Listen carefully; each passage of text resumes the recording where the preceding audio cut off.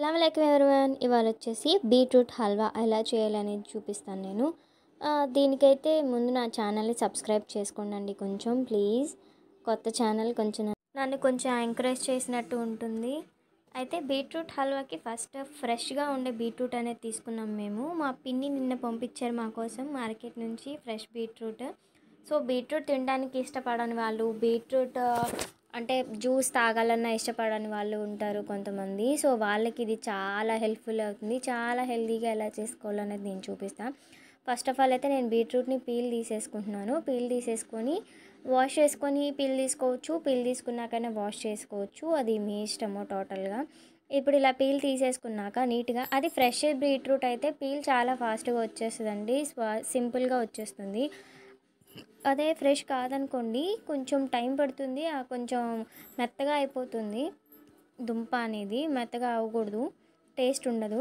So ఇప్పుడు చూపిస్తున్నాను చూడండి, మొత్తం పీల్ తీసేసుకున్నాను నీట్గా. ఇలా పీల్ తీసుకున్న దాన్ని ఒకసారి వాష్ చేసుకొని దీన్ని మనం గ్రేట్ చేసుకోవాలి, అంటే తురుముకోవాలండి. ఇప్పుడు నేను 2 పీసెస్గా చేసుకొని దీన్ని గ్రేట్ చేసుకుంటున్నాను సన్నగా. ఎలా గ్రేట్ చేసుకుంటున్నాను చూసారా? మీరు ఇలా చేసుకున్న ప్రాబ్లం లేదు, ఇంకొంచెం పెద్ద ముక్కలు కావాలన్నా గ్రేట్ చేసుకున్నా పర్లేదు, కానీ మిక్సర్ మాత్రం వేయకూడదండి.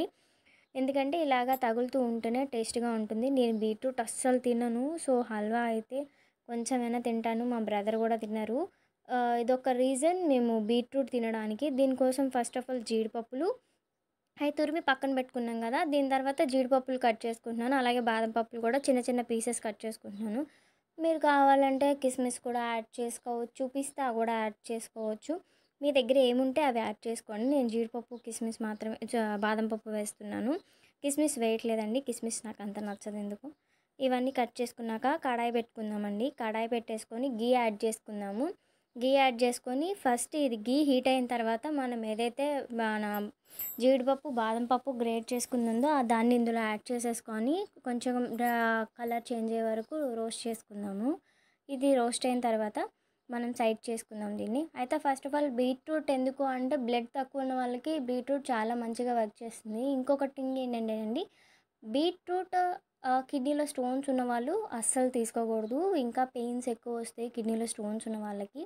ఇప్పుడు బ్లడ్ తక్కువ అయ్యి వాటర్ లెవెల్స్ ఎక్కువైనాయి అంటే మీలో కొంచెం వచ్చేయడము, బొద్దుగా కనిపించడము, అలా కనిపిస్తూ ఉంటుంది, పాలిపోవడం అనేది జరుగుతూ ఉంటుంది.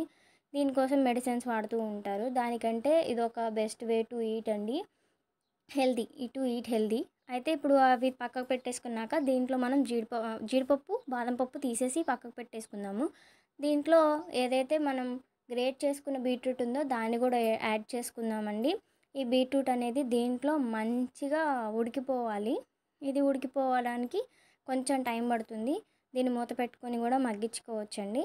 ఆ తర్వాత దీంట్లో కొంచెం మీరు బెల్లం వేసుకున్నా పర్లేదు, షుగర్ వేసుకున్నా పర్వాలేదు. నేనైతే బెల్లం తీసుకున్నా. దీనికోసం బెల్లంని గ్రేట్ చేసుకొని పక్కకు పెట్టుకోండి. లేదంటే ఎక్కువ పెద్దది తీసుకొస్తే కనుక మీరు బెల్లం దాన్ని కొంచెం కొంచెం చిన్న పీసెస్గా కట్ చేసుకొని పక్కకు పెట్టుకోండి. లేదా గ్రేట్ చేసుకున్న ప్రాబ్లం లేదు నాకు. మీరు షుగర్ వేసుకున్నా కూడా ప్రాబ్లం లేదు. హెల్తీగా తినాలనుకుంటున్నాం కాబట్టి నేను బెల్లం అనేది యాడ్ చేస్తున్నానండి. ఇప్పుడు చూసారా, మీరు బీట్రూట్ ఫ్రెష్ తీసుకుంటే వాటర్ కంటెంట్ అనేది ఎక్కువ వస్తుంది కాబట్టి అది వాటర్లో ఇంకొంచెం ఎక్కువ ఉడుకుతుంది, టేస్ట్గా ఉంటుంది. నేను ఇప్పుడు బెల్లం అనేది యాడ్ చేస్తున్నాను. బెల్లం కూడా చక్కగా దాంట్లో డిజాల్వ్ అయిపోతుంది, ప్రాబ్లం ఏమి ఉండదండి. చిన్న చిన్న గడ్డలుగా వేసినా కూడా ప్రాబ్లం ఉండదు, డిజాల్వ్ అయిపోతుంది.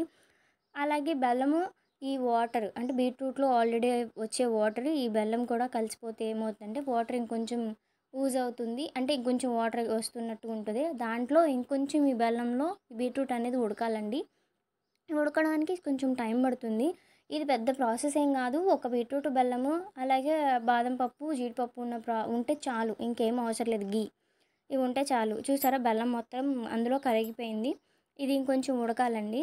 అయితే ఈ బీట్రూట్ మీరు కర్రీస్ తింటారు కొంతమంది, కర్రీ ఇష్టం లేకపోతే కనుక ఇలా చేసుకోండి. జ్యూస్ తాగుతానంటే మీరు బీట్రూట్, క్యారెట్ అండ్ దాన్ని ఏమంటారు అల్లం 3 వేసుకొని కొంచెం వాటర్ యాడ్ చేసుకొని మిక్సీ పట్టేసుకొని జ్యూస్ తాగిన ప్రాబ్లం ఉండదండి మార్నింగ్స్. కాకపోతే బీట్రూట్ అనేది హీట్, సో మీరు అది బ్యాలెన్స్ చేసుకోవడానికి బటర్ మిల్క్ కానీ కోకోనట్ వాటర్ కానీ తీసుకోండి. కొంతమందికి ఏమవుతుందంటే బీట్రూట్ తీసుకున్నాక ఫేస్ మీద పింపుల్స్ లాగా వచ్చేస్తూ ఉంటాయి. సో నేనైతే ఫేస్ చేస్తుండే, ఎందుకంటే అది హీట్. సో ఆ హీట్‌కి మనకి అలా వస్తుందండి. సో దాన్ని బ్యాలెన్స్ చేసుకోవడం కోసం మనం కోకోనట్ వాటర్ తీసుకుంటే చాలా యూజ్ ఉంటుందండి. బెస్ట్‌గా అనిపిస్తుంది. ఎందుకంటే హీట్ దిగిపోతుంది బాడీలో. చూస్తున్నట్టయితే కుక్ అయింది మంచిగా. ఈ కుక్ అయిన దాంట్లో మనము బాదం పప్పు, జీడిపప్పు ఆల్రెడీ ఫ్రై చేసినవి ఉన్నాయి కదా, అవి కూడా యాడ్ చేసుకొని ఒకసారి తిప్పుకుందాం ఇందులో.